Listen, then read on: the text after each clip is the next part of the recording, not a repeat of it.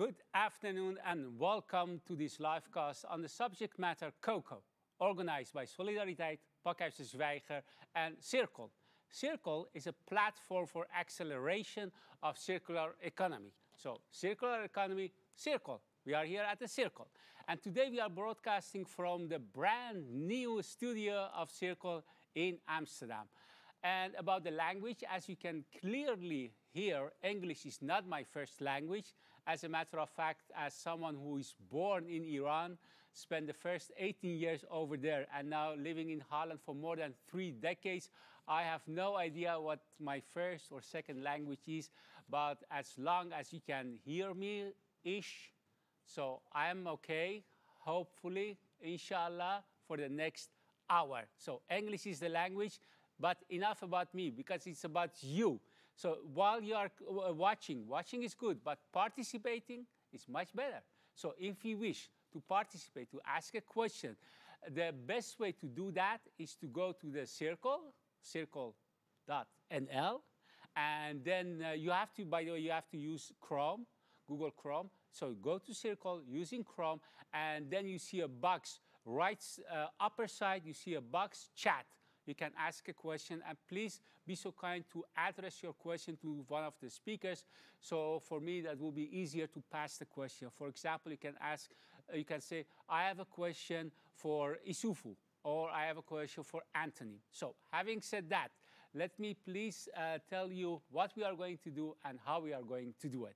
Today we will discuss the role of the stakeholders, all the stakeholders in the cocoa sector, for creating a fair and livable income for the cocoa farmers. And to have this discussion, to have this inclusive discussion on this topic, we have invited farmers' representatives, experts from NGOs and chocolate companies. Most of the speakers are joining us through the via online, and I would like to see whether if everybody is online. So, do we have Susan Yemedi? Susan Yemedi, Country Director of Solidariteit West Africa. And I'm just waiting for... Yes, you do.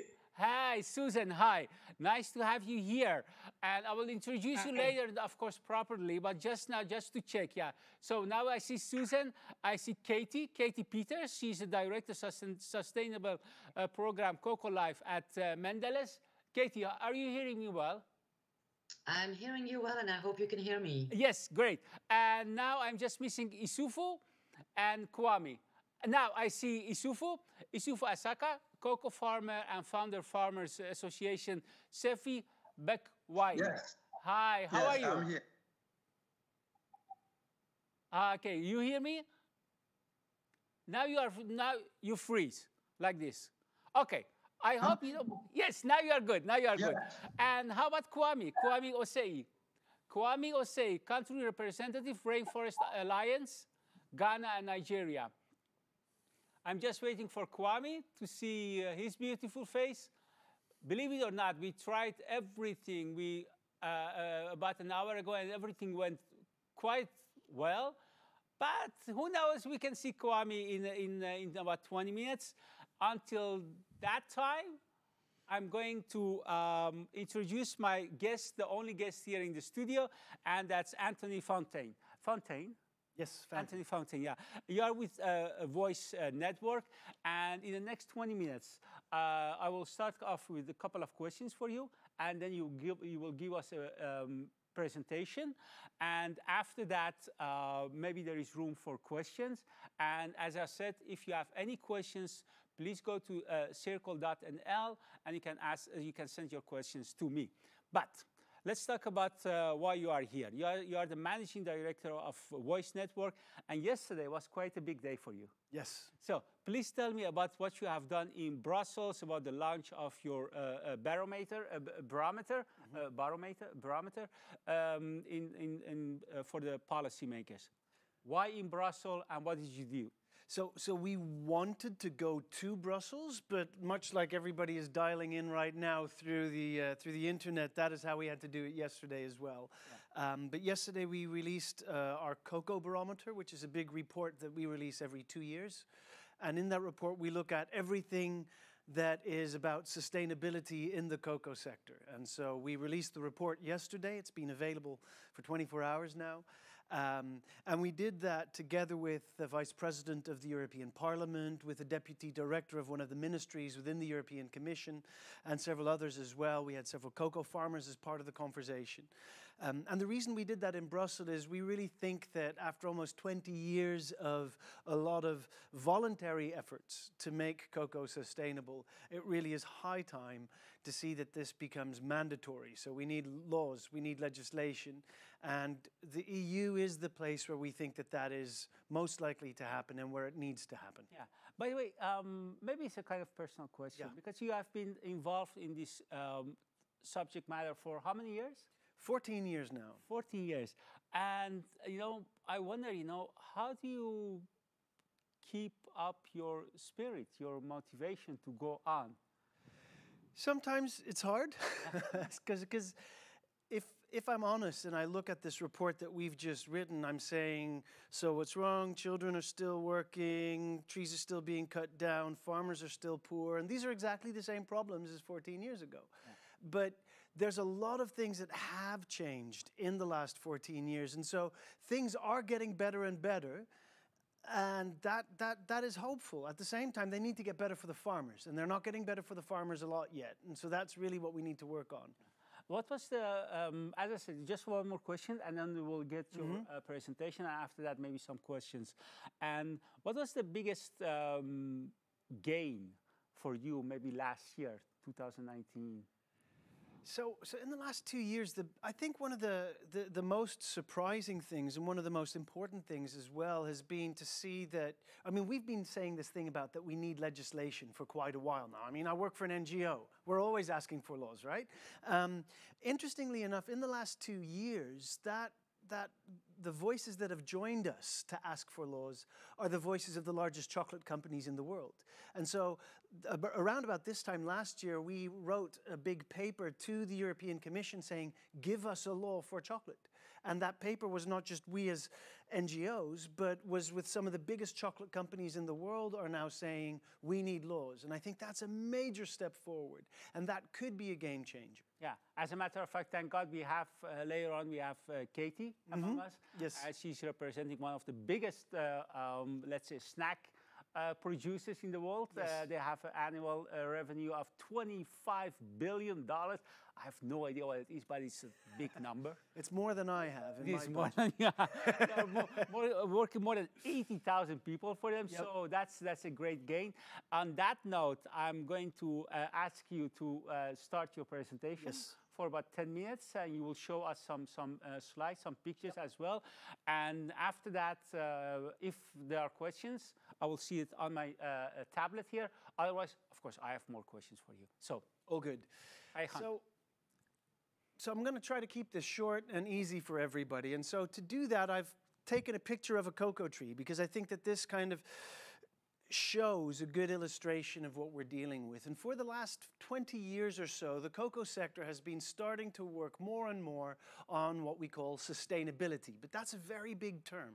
So when we talk about cocoa, what are the actual problems that we are looking at specifically? And I'd say that the two biggest branches of the cocoa problem tree, so to speak, are human rights issues and environmental concerns. And on the level of human rights, we're dealing with poverty and malnutrition, we're dealing with child labor, we're dealing with labor rights, and we're dealing with issues like no access to education and health care, and we're dealing with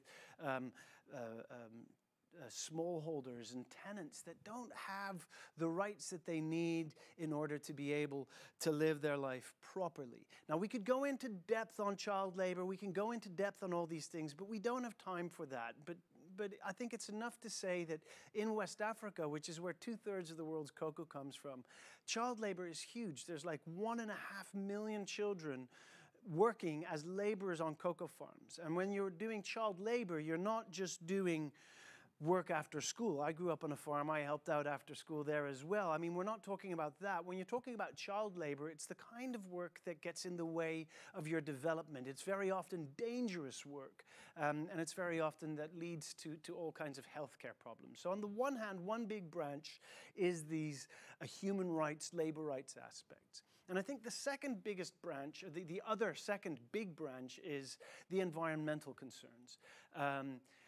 Most of West Africa's rainforests have been cut down in the past 30 to 40 years. Like 95% of all the rainforest there is gone. And a lot of that has been cut down so that cocoa can be grown there. And then in other parts of the world where there still is rainforest, they're under threat of being cut down as well. If you're talking about the Amazon basin or the Congo basin in Indonesia, deforestation is a major challenge. A second big challenge is the fact that cocoa farmers are increasingly using agrochemicals. And these pesticides, if they're not used well, can cause all kinds of health dangers to the farmers, but also environmental dangers to the communities in which the cocoa is being grown. And we're seeing that happening more and more. And then the third large challenge in the environmental things is climate change, especially combined with cutting down the rainforests, because they're called rainforests for a reason. Rainforests are rain machines. You cut them down, then you break the rain machine. And so we're seeing, definitely in West Africa, massive climate change destabilization. Child labor, human rights issues on one branch, environmental concerns on the other branch, but they are part of the same tree, and the big trunk on which they all stand really is farmer poverty. Farmers are dirt poor when they grow cocoa. And that comes through a lot of different reasons. They don't have high enough yields, they have got lots of risk, but also the price for cocoa is simply not high enough. So in a nutshell, these are the problems that we're looking at in cocoa. Human rights and environmental violations fueled by basically not enough income for cocoa farmers. And what that not enough income looks like, you can see in this slide. If you look at the pink, the bright pink, those are all the farmers that live under the line of a living income in Ghana. We've got a similar slide that we can show for this in Côte d'Ivoire. Almost all of the farmers are below a living income. Now, what is a living income? A living income is basically what you should be earning to have a decent livelihood. So basically, to have a roof over your head, to be able to send your children to school, to have a decent livelihood. And we believe that living income is a starting point. That should not be what we should be aiming for. We shouldn't be going, oh, we want to have a living income, and once we've got that, we've solved the problem. No, if we actually get a living income, then we can start making cocoa profitable. But a living income really should be the bottom line. It should be the starting point. It really shouldn't be the thing we're all aiming for. The big challenge is that living income is not a technical challenge. You're not going to solve this just by increasing productivity or helping a farmer grow more cocoa on less land. You're really going to have to look at the political economy around the distribution of risk, around the distribution of reward, and the distribution of responsibility. So we need to change the system, is what I'm saying in simple English. And so if you look at what the solutions are, and I'm coming down to finish here, this is my last slide. If you look at the same tree here, we've actually put in play what could be solutions and not just where the problems lie. And if you look at human rights, we've got some really hopeful developments around how to solve child labor called Child Labor Monitoring and Remediation Systems with a very sexy acronym CLMRS, which nobody can pronounce. But it's actually a really effective tool to reduce child labor by perhaps even 30%. It still means that 70% of child labor isn't solved. So what do we do to solve that? Well, you need to do things like develop the community. You need to do things like poverty alleviation. And across all of these issues, we need to find a much stronger role for women's empowerment. Because women's rights is a human right, but it is also a very effective way to solve the problems. Because if you empower women to solve the problems in their community, it's so much more effective than if you take away their rights to get engaged. And so those are the kind of things we need on the human rights aspect. Environmental protection, we need to be looking at things like traceability, because if you don't know where your cocoa is coming from, how do you know that it's not coming from deforested areas? And so we need a lot more traceability there. And we also think that agroforestry can play a very important role in solving parts of these problems. Also because it will solve part of the income problem of farmers as well.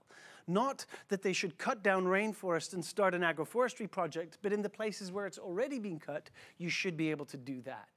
And then from living income, higher yields. Yes, we need higher yields, but we also need higher prices for the cocoa farmers, and we need them to be able to access a lot of investment and infrastructure.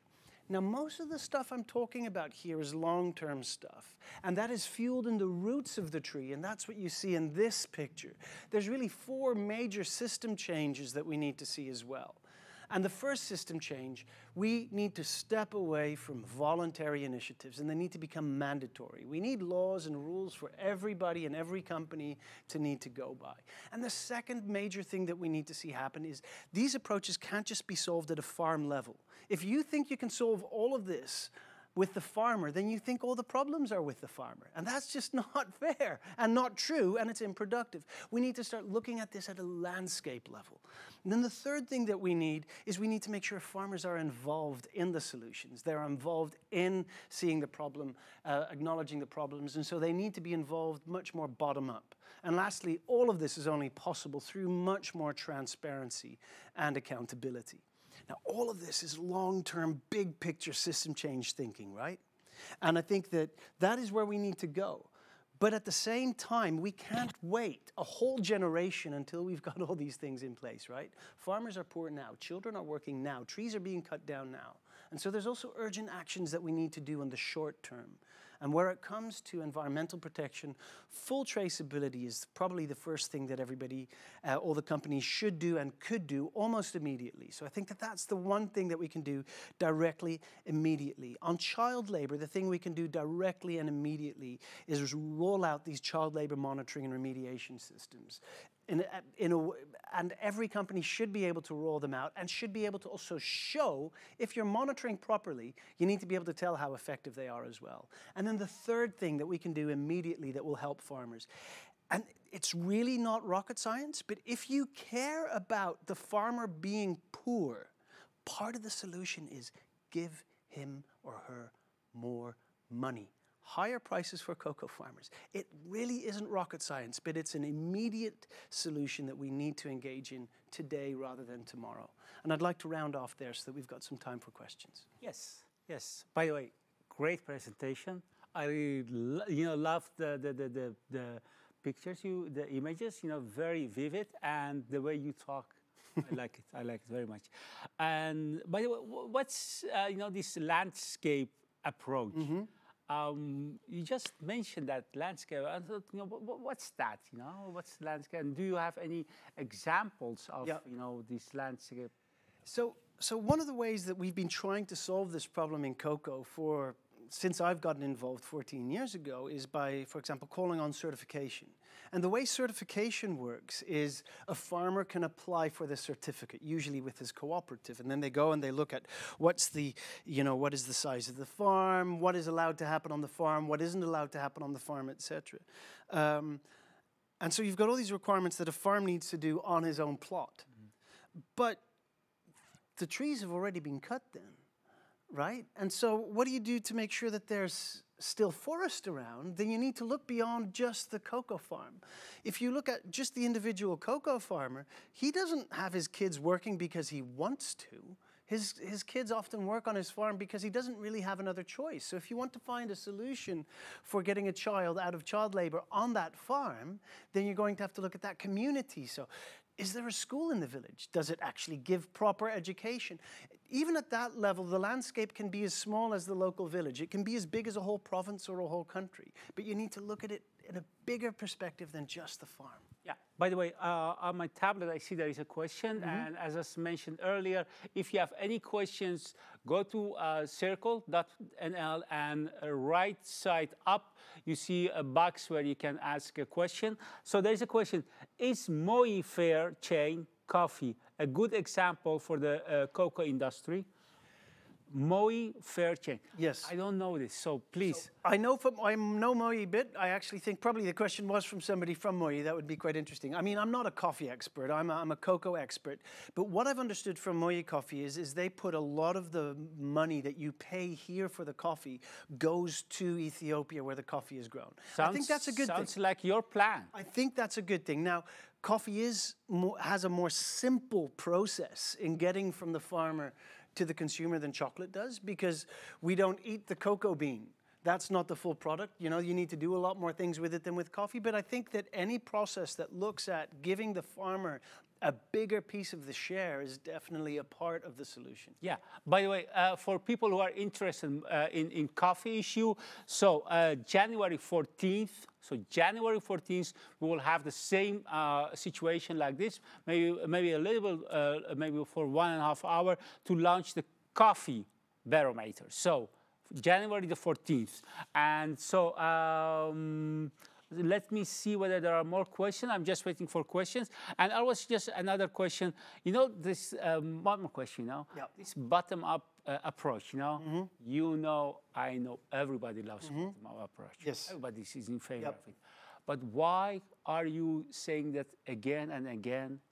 And what's the surplus? What is Value added. Thank you. Yes. What's the value added of it? Thank you. So let's say you go into a community and you see the community has a problem with children working on the farm. You can go in there and you can say, this is wrong, you need to stop doing that. Yeah. But then the farmers, but this is how we've always done it. How do you connect that? You can also say and ask them, would you like your children to go to school? What are the biggest challenges that you have in your village? What are the blockers? What makes that you cannot do that? And what would help you to get there? That doesn't mean that the farmer is always right, but it means that you need to bring them into the conversation as fully equal. Yeah. As fully equal in the conversation, in the decision-making capacity. And I think that is what is missing. As a matter of fact, like, you know, everything that happens here in Amsterdam, for example, that people ask us, you know, the city government asks me, you know, what do you need? Yes. What are the problems? You know, they have a conversation with us. Yep. I don't know whether they will always implement what they, or whether I can see the bigger picture by myself. But the most important thing is have a conversation with the end user. That's what you are saying, you know. Make them, give them a real seat at the table. Because right now, very often when farmers do get involved, it's at the end of the process and they get to say, yes, we agree, or maybe it'd be nice if it would be different. But you need to give them full empowerment. They need to have a full seat at the table. Cool. Anthony, I'm going to move on to Isufu. And hopefully, you know, as I said, you know, just before we started, we had a good connection with him, internet connection. I'm going to move on to Isufu in a minute. But would you please be so kind to stay with us here? So at the end, so let's say about 5 o'clock, you know, because we are starting with you, and in a holistic way, we are ending up with you. Great. So to see what were the gain of this day for you. Maybe in 1 minute you can round up, you know, what have you heard? What made you happier? What was surprising for you? So is it a deal? Perfect. Okay. Now I can see Isufu clearly. So Mr. Isufu. Okay. Okay. By the way, I'm asking all other people, all other speakers, to mute their sound. Everybody except Isufu. Okay, Isufu Asaka, Anthony mentioned several solutions like bottom-up change, and I would like to hear from you, your thoughts. First of all, a warm welcome to you, Mema O Aha. Okay, Mama Aha, okay. Isufu, you are the founder of Cocoa Farmers Association Sefi Bekwai, and you are also a student, human resources at Valley View University. How do you combine those two things? You are a farmer and a student. I'm glad that you have time for me, but tell us, how do you combine those two occupations?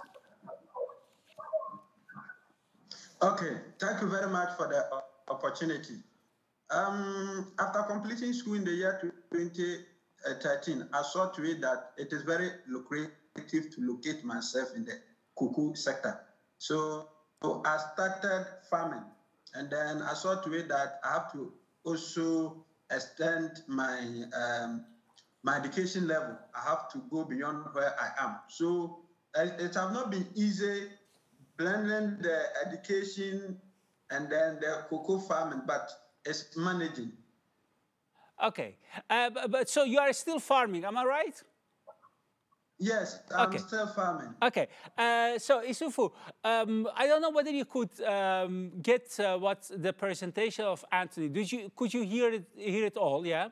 Yes.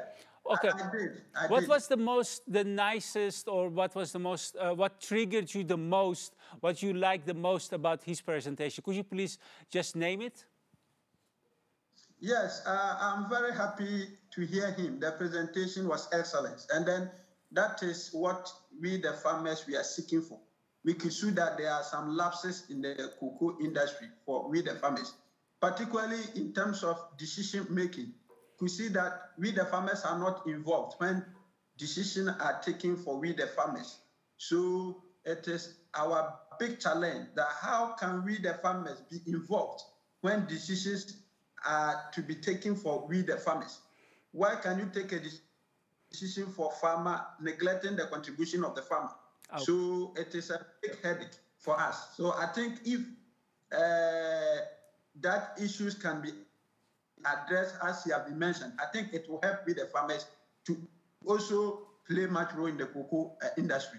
Okay, Isufu, if I may be so free to just ask you another question about your question, when you say, you know, the decision making. So if you are analyzing this as a big issue, as a big aspect, I wonder, suppose you would have all the power. How would you manage to give the farmers more decisions? How would you do that?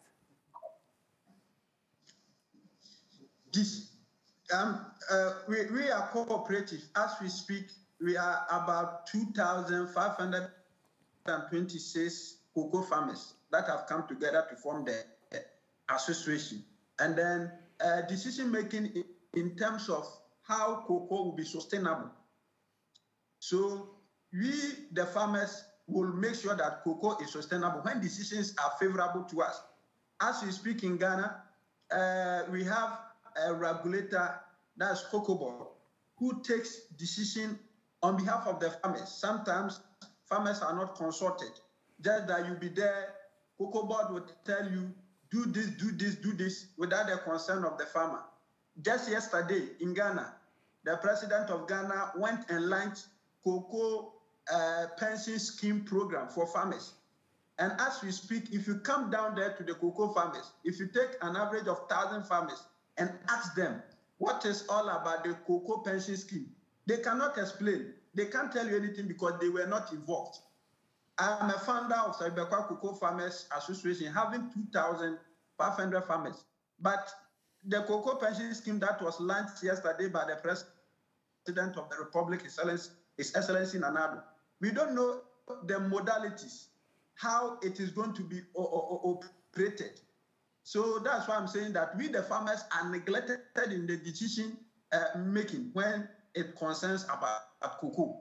Okay, just one more question, and I got two questions on my tablet from people who are watching right now. Then I will ask those questions to you and maybe to Anthony. But one more question for you, just to finalize, you know, your view. Just so the farmers, you know, how can they get assisted in being able to have a greater say in the discussions? Please, one more time. Who should do what? We, the farmers, have to come together, form an association that can have big voice, so that when we come together, we build one agenda. When decision is taken unfavorable to we, the farmers, because we have a big voice, we can stand together, speak against the decision that have been made for the farmers. The farmers don't have to go individually. We have to come together, understand the nature of our job, that's the cocoa farming, so that we can get a big voice and And now I Speak lost for you. ourselves. Okay, so you have to unite yourself so you could speak for yourself. Yes. That's a question. I don't know whether it's a question for you or question for Anthony, but since I have you online, so I'm just asking the question. If we want to increase the farmers' income, why don't they increase the certification premium given to farmers when the group is certified? Do you understand the question, or should I repeat it? Isufu. Please, can you repeat the question for me Okay, again? I will repeat it. I don't know whether it's a question for you, by the way, so feel free to say no. So the question is, if we want to increase the farmers' income, why don't they increase the certification premium given to farmers when the group is certified? Yes, it is good when they increase the farmers' premium, but that only is not a solution for we the farmers to get income. There are so many things to look at when we want to improve the farmers' income. If you come to Ghana, Sashibekwa, for instance, cocoa farmers are farming on 2,650 farmers. No, Isufu, I lost you. Isufu, I lost you. If you come to Ghana, please continue from that point. Please continue. If you come to Ghana, please, can you hear me? Yes. Yes, go on. If you come to Ghana and come to Safibekwa, where our association is located, we have 2,560 farmers farming on a 3,000 hectare land, which is very small. It means that we are not farming the cocoa on a large scale, which will bring more income. So I think we can also look at other options than only the premium. The premium, look at other conditions that are preventing the farmers from getting good income. Okay. Okay. Isufu, by the way, I'm going to ask the same question, and there is another question for Anthony, so two questions for you. And Isufu, would you please be so kind to keep, to be with us on the background? So if you want to add something later on, feel free to join us. But for now, I thank you very much for being with us all the way from northwest of Ghana. Are you based? Ghana. Yeah. Okay, great. Western Africa. Yeah, okay. So two questions for you. The first, very briefly, because Isufu already said something about that. If you want to increase the farmers' income, why don't they increase the certification premium given to farmers when the group is certified? So quite quickly, there's two major certification systems in cocoa, Fairtrade, Rainforest. And Fairtrade last year did increase their premium a little bit. And they've also put in place a calculation saying we know what we should pay a farmer to get to the right price, but they can't charge that because they can't find any customers. And in fact, when they raised the price last year, they already lost 12% market share within a few months. Wow. And so it shows that not a single system can do this on their own. This is why we need laws, because otherwise you're going to be in competition. Rainforest Alliance, by the way, is doing very little on pricing and a little bit on premium, but also not enough. So yes, you can, but it won't solve the problem because the problem isn't the premium. Yeah, okay. So the other question is, big question, large question, I mean. Do you think that the chocolate industry / stakeholders should be more active around non-cocoa employment opportunities so that farmers can move out of cocoa farming and those who want to have to stay in cocoa have a better chance of increasing the size of their farms? So There's a lot of assumptions in that question, Yeah. like bigger farms is better. Now, it takes a lot of work to grow cocoa. So bigger farm is also more work. So that's one question that's there.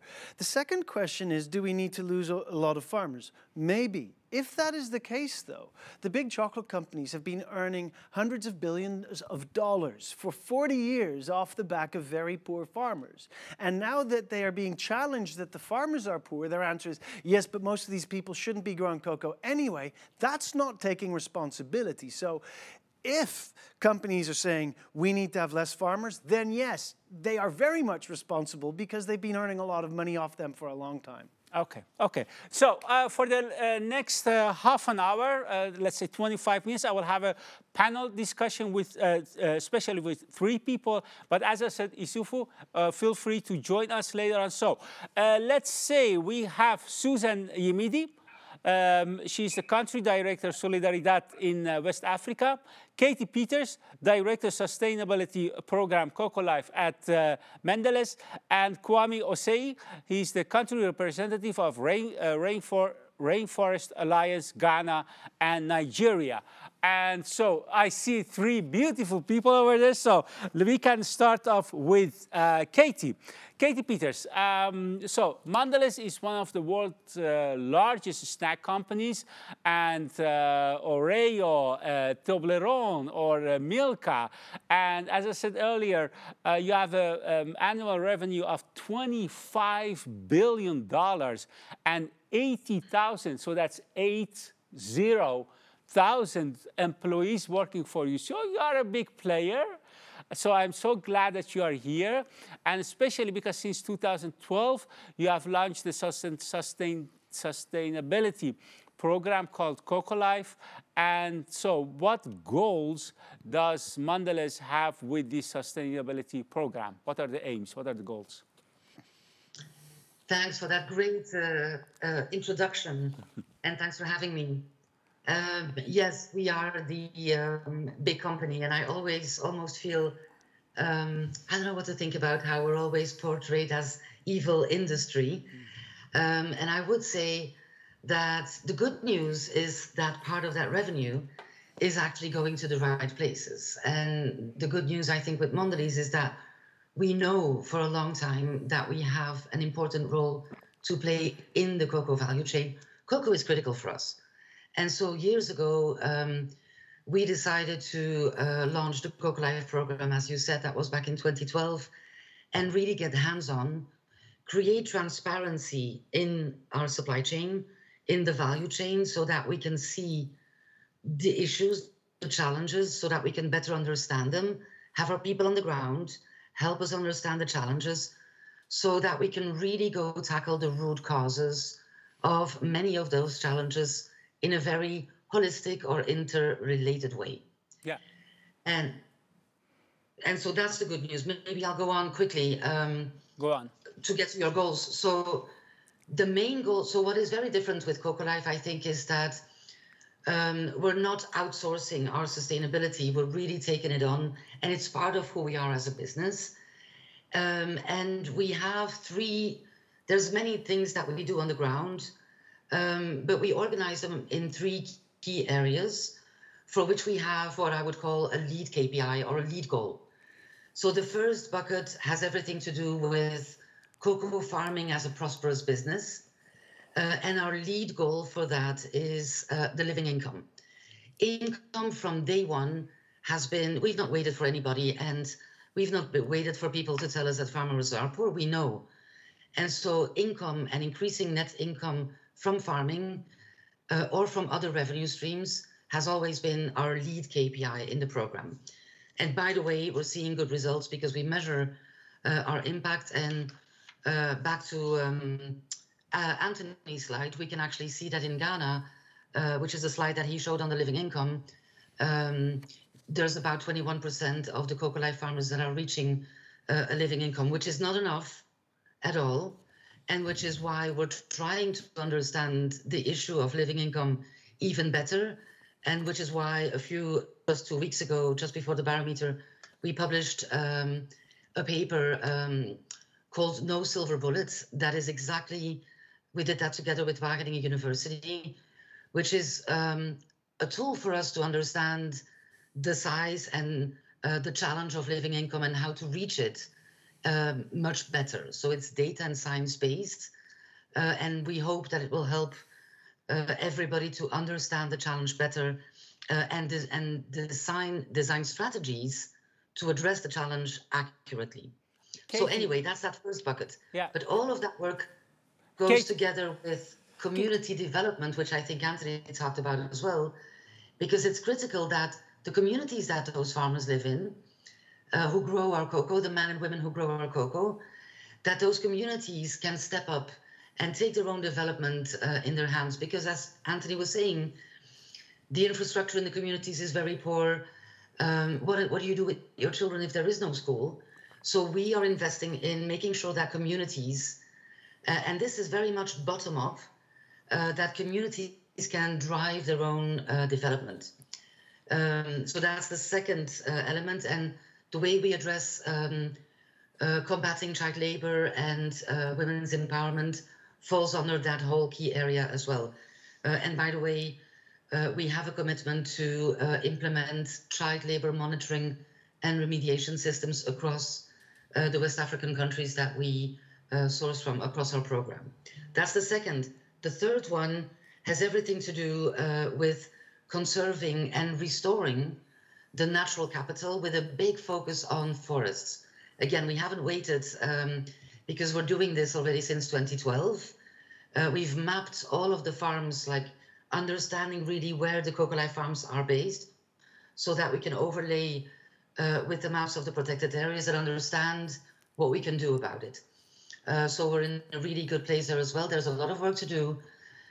We've been piloting work on payments for environmental services. Katie, so I'm losing you. Katie, I'm losing you. Katie, helps put systems in place where they can be remunerated for that. I'll hold here, but those are the three big areas we're working on. Okay, Katie, one more question for you, and then I will go to Kwame Osei. You just mentioned your collaboration with Wageningen University, and one of the things that you that came up after this collaboration was that you estimated that the annual income gap for cocoa farmers in Ghana and Ivory Coast would be about $10 billion. Of course, it's a big amount of money. But to put it very simple. Now we know how much that money is needed to fill the gap. So why don't you pay the gap? Why don't you pay the money? Why don't we pay the money? All of us. So how much was our net revenue for 80? 25 billion. Yes.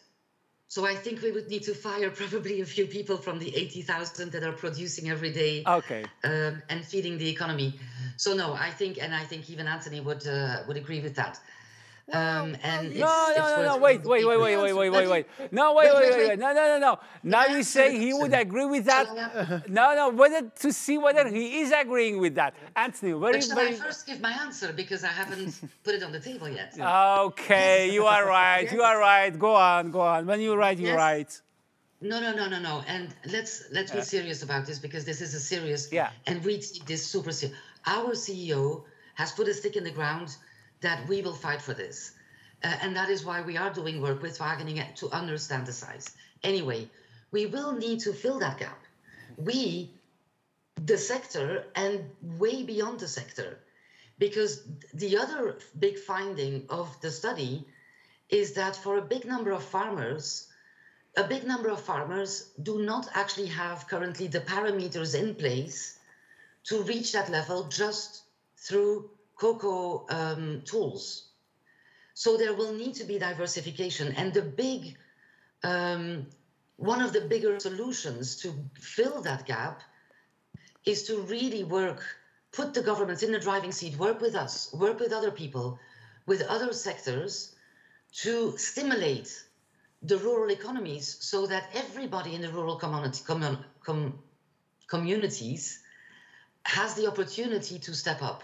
But I can tell you, and I think that is something that Anthony will agree on, just by we are dreaming if we are thinking that cocoa is going to solve the issue of the 10 billion.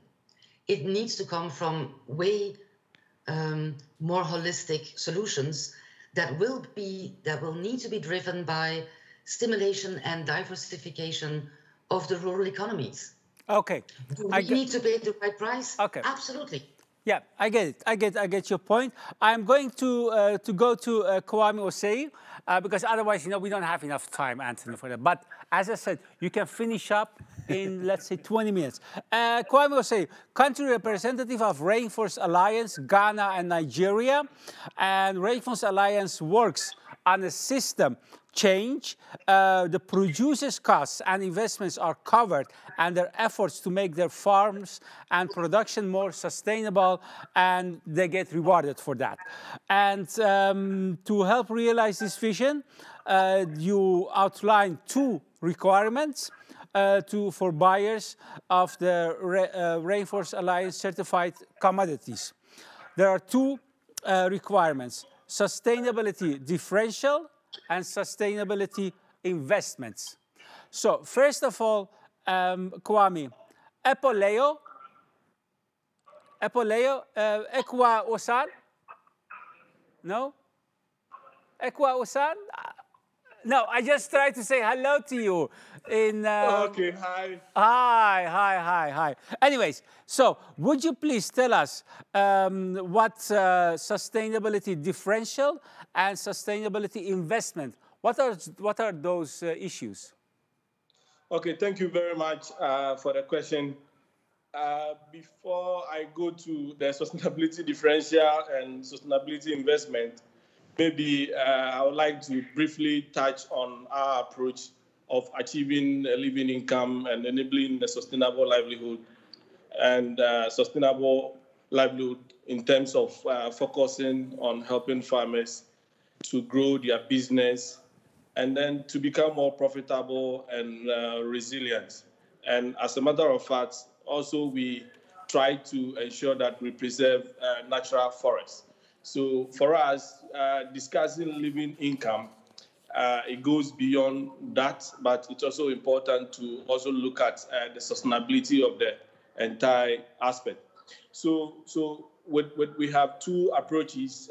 Recently, we launched our new standard, and with the new standard, we try as much as possible that the farmer will have an opportunity to assess his risk and then to be able to make progress and needs, and then to be able to ensure that you can track improvement over time. So having said that, the sustainability differential is a mandatory additional cash payment made to certified producers over and above the market price. So it is mandatory for any company who would like to source Rainforest Alliance certified products to pay for a premium. And in this case, with the sustainability differential, it goes into the farmer direct. This time around, sometimes traders and companies would like to take part of the premium to help in production. That we say no. That amount should go to the farmer so that the farmer, in a way, can also use that if he would like to pay for labor and then others.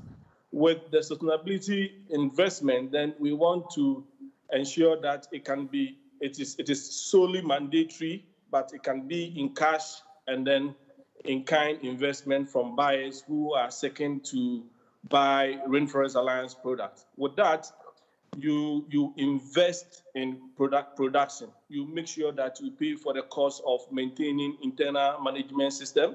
You make sure that whatever that goes into ensuring that the farmer stays certified or sustainably certified, you make investment to that effect. So by paying for digital internal management system, by paying for tools that will help the farmer to be able to assess his risk and to be able to make informed choices. So these are 2 basic sustainability initiatives that are when we launch our new standards, we have made provision for the farmer, so that at the end of the day, the farmer is relieved in terms of making some of these cash investments. Yeah. Okay, cool. By the way, we got questions for Katie and for Isufu, but before that, I would like to give floor to Susan Yemidi. Susan Yemidi, Country Director Solidariteit West Africa. Hi, Susan. Can you hear me well? Yes, I can hear you very well. Okay, great. Susan, you have been around for a while, at least for 7 years, about this subject, and you also have a lot of knowledge about what happens on national governmental level in both Ghana and Ivory Coast. And the governments of Ghana and Ivory Coast, they have set a new higher standard, a minimum wage for cocoa farmers. How does that help, and is it enough at all? Thank you very much. For starters, I'd like to say that, yes, it is a good beginning. But again, as Anthony did say in his presentation, it is not the end line. It is the beginning point for us engaging on issues that are very critical for farmer livelihoods. We all agree that paying a fair price is what it is for the farmer. So the LDI is a very good starting point for us. But then the question is it enough? Definitely not enough. And a lot of things and a lot of systemic changes need to be made. All of the speakers before me have actually pointed to a number of things that the government should be doing, and even collectively as industry actors, we should be doing. I'd like just to refer to the tree that Anthony showed and the overview of the human rights, the environment, and farmer poverty. It's a triangle. And in there are the key actors: the government, the private companies, the sector actors, the CSOs. And also in the middle are also the farmers themselves, who are at this point now getting a voice and getting a hearing. But for all these processes to enhance farmer livelihoods, the living income differential is a good starting point.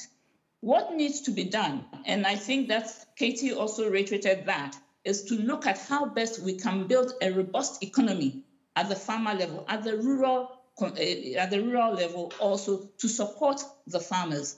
I think that we should also understand that the cocoa farmer by himself is not just an individual entity. The cocoa farmer lives within a community and within a setting, and there are enablers that will make his life thrive. And these are some of the responsibilities and the mandate of the government.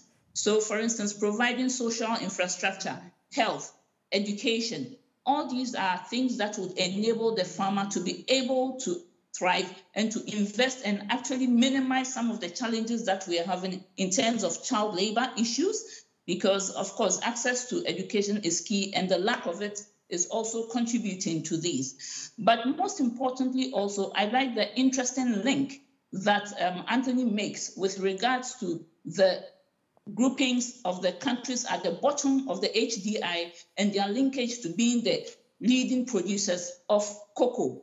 And I think that we have to take that in a very holistic approach. So therefore that we have to look at how best we as a nation, how best as governments of the leading producers of cocoa find ourselves in the bottom tier of the HDI. It calls for a much more holistic approach to get us as nations out of that gap. So it also calls again for looking at the economy. It calls for looking at all the different indicators that we need to be able to develop our human capacity. And when we are able to impact as a nation on those things, then indirectly we would also impact on the cocoa farmer. But right now, at this particular moment, we need the government to be able to also support diversification at the rural setting, to help the farmers to also professionalize and to keep their business as well. But most importantly, to also keep the companies and also all the stakeholders within the cocoa landscape, to bring them to the table and to hold them to account on all of their responsibilities. Sometimes I hear companies saying that, well, we are all partners in this, but they do have core responsibilities that they should be able to also meet. And I think that more of an enforcement from the part of the government is also needing. So issues around voluntary sustainability programs, we have to look at mandatory systems. The government has to put in place systems that will make the companies compliant. Yeah. So these are some of the things that we need as governments of the two producing countries to actually be the industry pack, to call to the table the actors. Yeah, Susan, you made your point very clearly. You mentioned a lot of time the government, the role of government. I have one more, because we still have 5 minutes. So I have one question for 3 of you. So please take account, one question, 5 minutes, because we have to round up with Anthony. If I ask you, now I have you, Susan, on the line. So what's the problem right now? What's in the way? What's blocking a real shift toward a living income? Susan, that was a question for you. Please come again. So I have one question for 3 of you, and I will start off with Susan. So what's the biggest problem? What's standing in the way? What's blocking us in order to go to the living income? What's the biggest problem we should tackle? The biggest problem we should tackle is how, as the key stakeholders, both companies and governments and all the actors within the cocoa space can come together to support diversifying and building the economy around the cocoa farmer. So it is not just, we have all agreed that when you pay the higher prices, it is not enough. There are other extenuating factors. So those are the issues that we should look at. How do we support the farmers to diversify? And what do we mean by diversification? It is actually building the enabling blocks around the farmer. So how do we do that? These are some of the things that we need to engage. And it is, as I keep calling the government, but then again, there are also other actors who have a responsibility to contribute to that. How do we engage and how do we demand accountability and also transparency from all the various actors that will contribute to providing an enabling environment for the farmer to be able to engage economically and also impact his or her life socially as well and thrive within the community and improve his or her income. Kwame, the same question for you. Would you please be so kind to answer briefly? So what's the biggest challenge? What's in the way? What's blocking us on that road to living income, according to you? Yeah, so I'll go for 2 key words, collaboration and commitment among all players. So with farmers, with industry, with NGOs and government, right? Because all of us have to be committed in ensuring that the farmer is better off.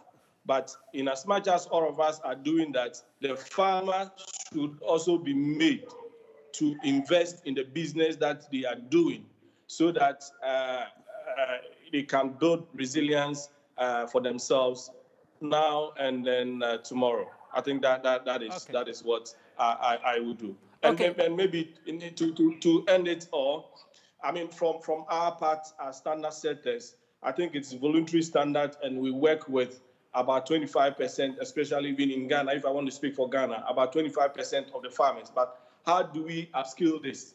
So then the government says that, okay, I'm introducing living income differential. This, we are bringing it up to scale. Though, like Susan said, it is not enough. But we need commitment from industry. All of us have to come together so that with bits and pieces, we can all play our role very well to ensure that the farmer earns a decent living income. Thank you. Okay, thank you. Katie, the same question for you very briefly, because it's almost 5 o'clock. What's blocking us? I will be fast. What's blocking you? I will be fast. I guess we need all boats to rise, and therefore regulation is critical. Only counting for involuntary will not make the cut. That is probably one. If we do that, then it means that we also need to understand the exact role of each of the actors within the value chain. so that we can then play to the strengths of each of those actors. And we need the right accountability mechanisms in place once we have that. And then all of that, I've been talking about one value chain, but I think the other big thing is to really start looking at landscape level, because cocoa doesn't grow in isolation. And a child that is taken off a cocoa farm may appear in another supply chain the next day. So I think there is a regulation, understanding the roles of each of them, play to their strengths, accountability, and landscape beyond one sector. Okay, cool. Anthony, as I said, we started off with you. I would like to give you the floor to just finish up in a holistic way. What was the gain of this conversation for you? I think the main thing is that we keep this conversation going. And I think that if this conversation has shown one thing, is that cocoa is I'm always very optimistic about the ability that we have in cocoa to talk about these issues in a way. By now, 14 years ago, we wouldn't have been able to talk about it like this. So I think that's really a major gain that we have taken in cocoa. I think if you ask me what the blocking things are that we need, I'd fully agree with Kathy. We need this to be mandatory for everybody. It should no longer be voluntary. It should no longer be the choice of a corporation whether children work, whether their farmers are in poverty, and whether the trees are being cut down. That's one thing. It needs to be mandatory. It needs to be transparent so we can hold people accountable. And lastly, it does also need to be about the price. It really does. Also, not only, but also. And I don't know a single major company that's gone out there and has decided to pay their farmers a lot more. And until that's the problem, I'm going to keep hammering that one as well. Good, good. Inshallah. Inshallah. Inshallah. Okay. On that note, I'm going to round up. By the way, we got a lot of questions over here, and I'm glad that those questions are here because I couldn't pass the questions because of the time. But those questions will give us enough subjects for the next sessions. Hopefully, in the future, we can build up on basis of those questions. So keep sending us questions.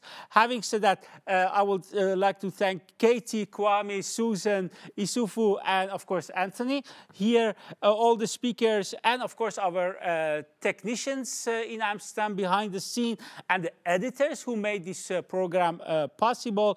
And the final thing is, as I said earlier, January the 14th, we will do the launch of the coffee barometer.